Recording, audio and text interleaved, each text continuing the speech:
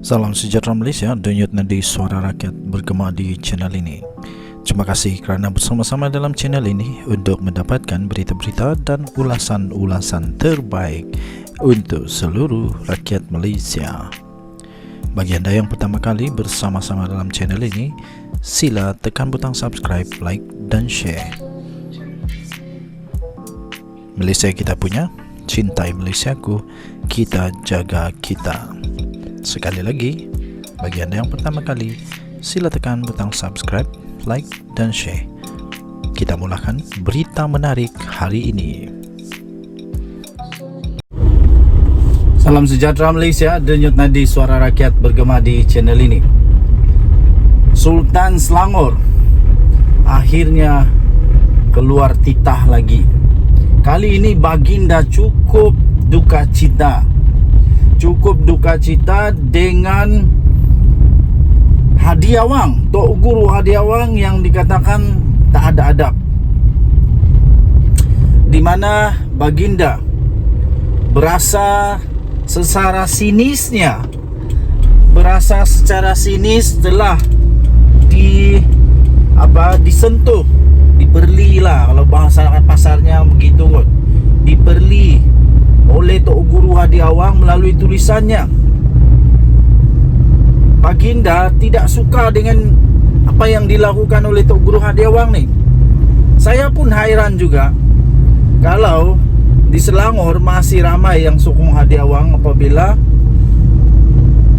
Sultan sendiri memang tak berminat dengan apa yang ditulis oleh hadiah wang. Malah baginda dikatakan akan mengutus satu warkah surat kepada hadiah wang. Ini memang luar biasa, jarang-jarang sekali, sehingga raja mengutus surat warkah kepada seseorang kerana orang itu tak diperkenan tulisannya. Apa yang hadiah wang tak puas hati sebenarnya? Menurut kenyataan itu, apa yang ditulis oleh hadiah wang itu berisiko, berupaya boleh menyebabkan perpecahan di kalangan umat Islam di Malaysia, bukan menyatu padukan. Apalagi yang hadiah wang mau sebenarnya? Ini sampai Sultan tegur. Sultan Selangor ini bukan Sultan Selangor saja tahu waktu dia beri kenyataan duka cita itu, tapi baginda menegur itu atas kapasiti. Baginda adalah ketua Hal Ehwal Agama Islam MKI, ya. Jadi apa lagi yang hadiah wang mau? Baginda Sultan kata, sudahlah, cukuplah di dalam penghinaan, kenyataan yang berbaur penghinaan kepada raja, sultan, institusi diraja, dan boleh memecah belahkan rakyat Malaysia. Begitu juga dengan sistem kehakiman. Apalagi yang hadiah wang mau? Apa yang dia tidak puas hati lagi? Bukannya hadiah wang tidak pandai tentang undang-undang. Taqiyuddin ada dalam PAS. Dia adalah bekas Menteri Undang-Undang, tahu tentang undang-undang. Tapi ini seolah-olah sengaja menjolok tebuan, sengaja membangkitkan isu-isu yang tidak pun sepatutnya untuk dibangkitkan. Ini memang betul-betul tidak boleh diteruskan. Tidak boleh diteruskan. Saya fikir hadiah wang kena berhentilah daripada membuat tulisan-tulisan yang berupa begini. Nanti kena siasat, kena tuduh, kena dakwa di mahkamah kerana hasutan, tak puas hati pula. Tapi pada masa yang sama, sehingga Sultan sendiri, ini bukan polis lagi yang bagi amaran, bukan ketua polis lagi yang bagi amaran. Ini ketua agama Islam sendiri memberi amaran, peringatan, jangan tunggang agama, jangan tunggang 3R untuk kepentingan diri sendiri. Kerana itu boleh memecah belahkan rakyat Malaysia. Kerana itu saya harap rakyat Malaysia buatlah pertimbangan yang baik. Boleh baca, tapi akhirnya pertimbangan yang baik daripada Malaysia sendiri, daripada rakyat Malaysia sendiri. Apakah itu baik untuk perpaduan umat Islam secara khusus dan untuk perpaduan rakyat Malaysia secara am? Kalau tidak baik, kenapa perlu untuk dilaksanakan? Kita sudah lama berusaha di Malaysia untuk terus mempertahankan perlembagaan negara Malaysia. Raja kita adalah raja yang perlu untuk dihormati. Baginda-baginda, raja-raja Melayu ini ada daulatnya. Jangan dipertikai-tikaikan. Apalagi untuk disindir-sindir. Siapa Hadi Awang untuk menyindir-nyindir? Apa kelebihan yang ada pada dia sampai dia berani untuk sindir-menyindir?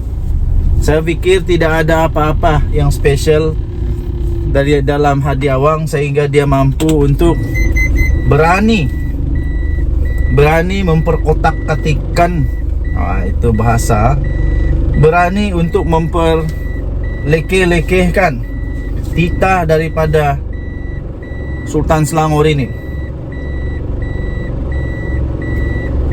Jadi tuan-tuan dan puan-puan yang dihormati sekalian, marilah kita sama-sama menjaga negara kita, negara Malaysia. Bye-bye.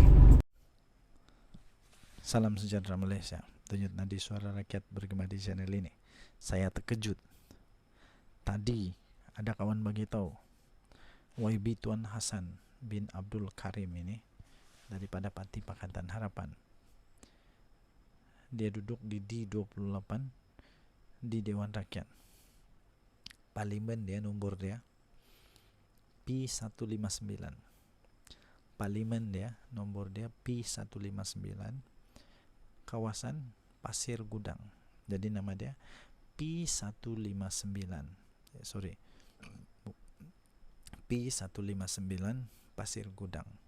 Negeri dia, ini yang saya terkejut, negeri dia di Johor. Sultan dia, tahu siapa? Sultan dia adalah Sultan Ibrahim. Sultan Ibrahim, agung kita sekarang. Jadi kawan bagi tahu YB Tuan Hassan bin Abdul Karim ini dari Johor. Sultan dia, Sultan Johor. Dan peliknya, beraninya YB Tuan Hassan nih, belum pun sampai seminggu titah agung dia sudah persoalkan, sampai dia kata begini, agung sudah melepasi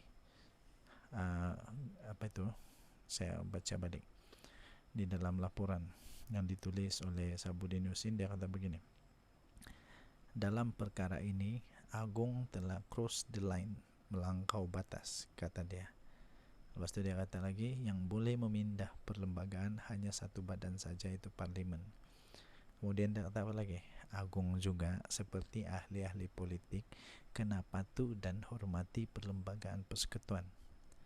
Perkara yang tidak ada di dalam perlembagaan tidak boleh diada-adakan sesuka hati. Wah, yang dia sedang kata ini adalah apa? Agung Sultan Johor, tempat dia tinggal, warga negeri Johor. Tuan-tuan dan puan-puan, sampai kerana itu kawan saya kata, habislah dia. Macam mana kalau Sultan Johor usir dia daripada negeri Johor? Ingat, negeri Johor tidak sama dengan negeri-negeri lain. Di Johor mereka sampai memberikan nama khas kepada orang Johor, disebut bangsa Johor. Dan bangsa Johor ini sangat menjunjung tinggi raja mereka, sultan mereka. Ya, jadi kawan bagi tahu, dan kawan membuka minda. Dia kata begini, dia tanya kepada saya, macam mana tuh kalau si YB Hasan, YB Pasir Gudang itu kena usir, kena buang dari negeri. Saya kata, oh tidaklah, mungkin tidak. Tapi kalau dia betul-betul membuat Sultan Johor murka sebab dia cakap begitu, apa saja boleh berlaku, termasuklah Sultan Johor akan titahkan dia untuk menghadap. Sultan Johor boleh titah dia untuk menghadap dan tanya dia apa yang dia tidak puas hati sebenarnya. Menurut apa yang ditulis oleh pemberita itu, dia seolah-olah, kalau saya bacalah, sebab saya ni orang kampung, jadi pemahaman saya direct to the point. Dia seolah-olah sedang mengajar Agung tentang apa yang boleh, apa yang tidak boleh dilakukan oleh Agung. Wow.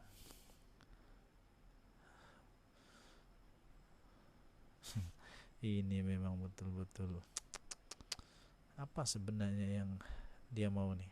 Yang pelik, lagi-lagi pelik, dia ini adalah daripada parti dalam kerajaan. Itu yang lagi membuat pelik kerana dia ahli parlimen PKR dari Pasir Gudang, Johor. Dia buat pula kenyataan begitu.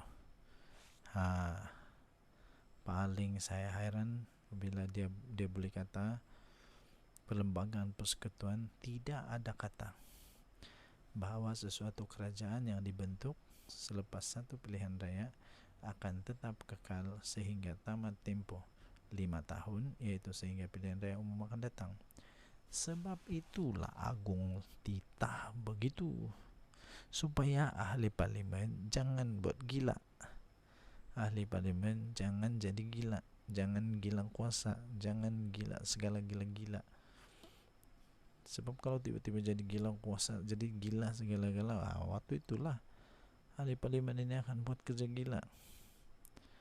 Tumbang menumbang, tim pintu belakang, pintu depan, macam-macam pintu lah.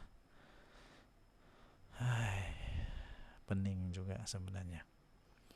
Oke, jadi saya pikir Agung Sultan Ibrahim, Sultan Johor akan ada pertimbangan yang baik lah. Dia tidak akan suka-suka pergi usir kah, halau kah, gugur kerakyatan negeri Johor kah, atau dia tidak boleh untuk terus tinggal di Johor kah. Sebab kalau dia diusir dari Johor, macam mana pula dengan dia punya title YB MP untuk Pasir Gudang. Saya fikir the next pilihan raya ahli parlimen PKR ini tidak akan dapat senarai lagi lah, tidak akan lagi dapat senarai sebagai MP, dan langsung tiada peluang untuk dia jadi Menteri Besar Johor. Langsung tiada peluang. Apa tidaknya harap-harap ini, apa yang dia buat ini tidak dikategorikan sebagai satu yang derhaka. Harap-harap ini tidak dikategorikan sebagai satu yang derhaka kepada Sultan. Kalau ini kategorinya derhaka, susahlah dia mau jawab. Lanjut nanti Suara Rakyat berkembang di channel ini. Jangan lupa tekan butang subscribe, like, dan share. Mari kita sama-sama lindungi raja-raja kita. Kita lindungi perlembagaan kita. Kita lindungi negara Malaysia. Kita sama-sama berdoa untuk negara Malaysia tetap aman damai, kekal harmoni. Dan yang paling penting, kita berdoa supaya Tuhan berkati negara ini, supaya negara ini semakin makmur dan tidak ada lagi ketidaktentuan politik ke ekonomi kah. Kita jumpa lagi, bye bye.